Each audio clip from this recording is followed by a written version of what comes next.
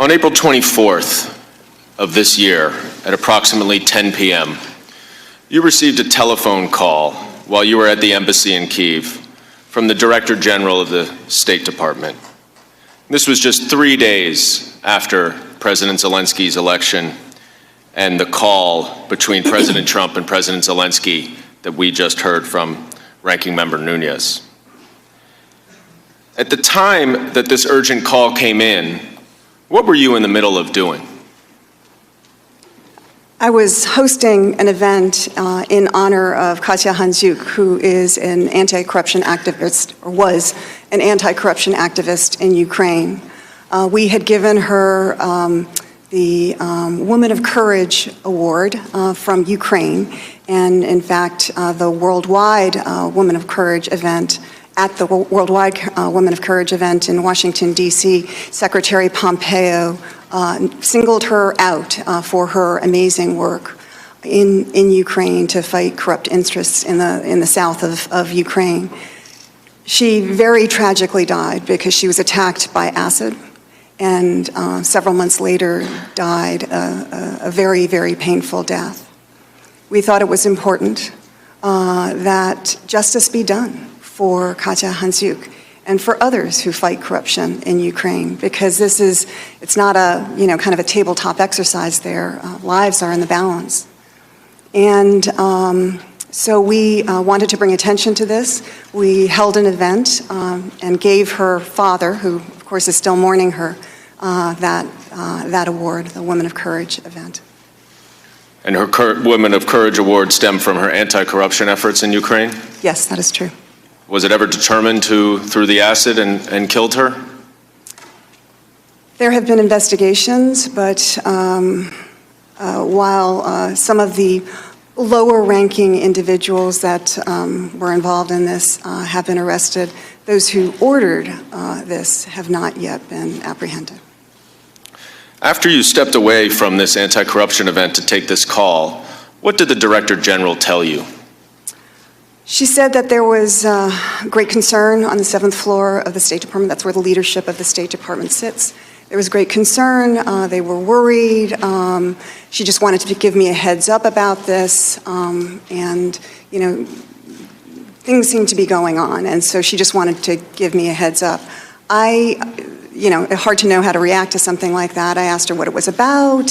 What did she think it was about? She didn't know. She said that she was going to try and find out more, but she had wanted to give me a heads up. In fact, I think she may even have been instructed to give me a heads up on that. And so I asked her, kind of what is the next step here?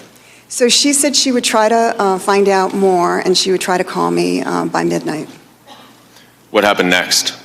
Around 1 o'clock in the morning, she called me again, and she said that there were great concerns. There were concerns up the street, and she said I needed to come home immediately, get on the next plane to the U.S.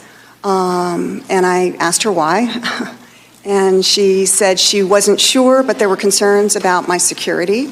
I asked her my physical security, because sometimes Washington knows more than we do about these things, and she said no, she hadn't gotten that impression that it was a physical security issue, but they were concerned about my security, and I needed to come home right away.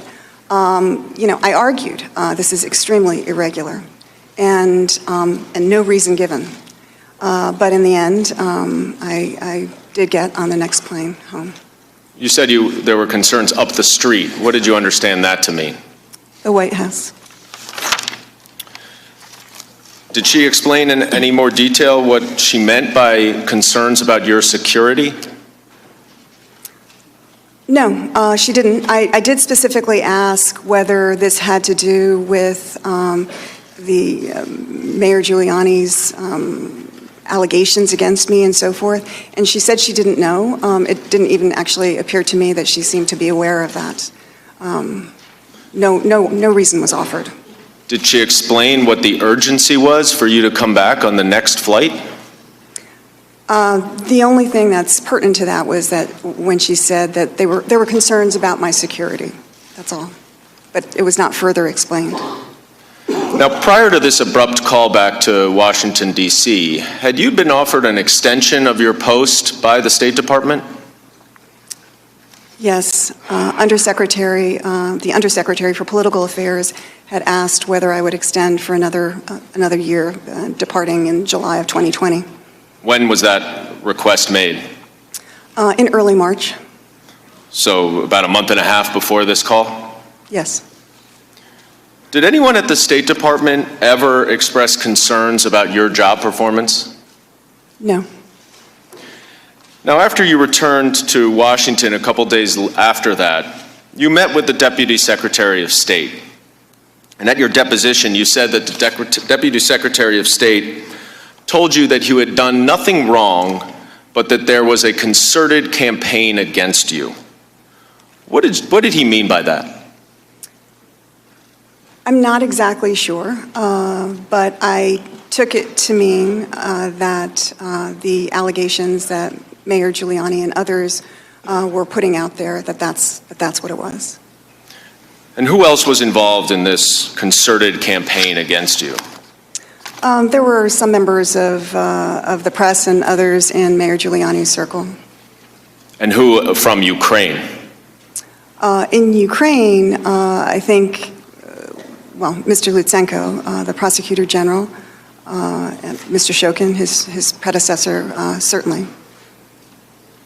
And at this time, Mr. Lutsenko was the lead Prosecutor General, is that right? Yes, that's correct. And had President Zelensky indicated whether or not he was going to keep him on after the election? He had indicated he would not be keeping on Mr. Lutsenko. And I believe you testified earlier that Mr. Lutsenko had a reputation for being corrupt, is that right? That's correct. Now, during this conversation, did the Deputy Secretary tell you about your future as the ambassador to Ukraine? Well, he told me I needed to leave. What did he say? He said that, there was a lot of back and forth, but ultimately he said the words that, every Foreign Service officer understands: the President has lost confidence in you. That was, a terrible thing to hear. And I said, well, I guess I have to go then. But no real reason was offered as to why I had to leave and why it was being done in such a manner. Hey, NBC News viewers, thanks for checking out our YouTube channel. Subscribe by clicking on that button down here and click on any of the videos over here to watch the latest interviews, show highlights, and digital exclusives. Thanks for watching.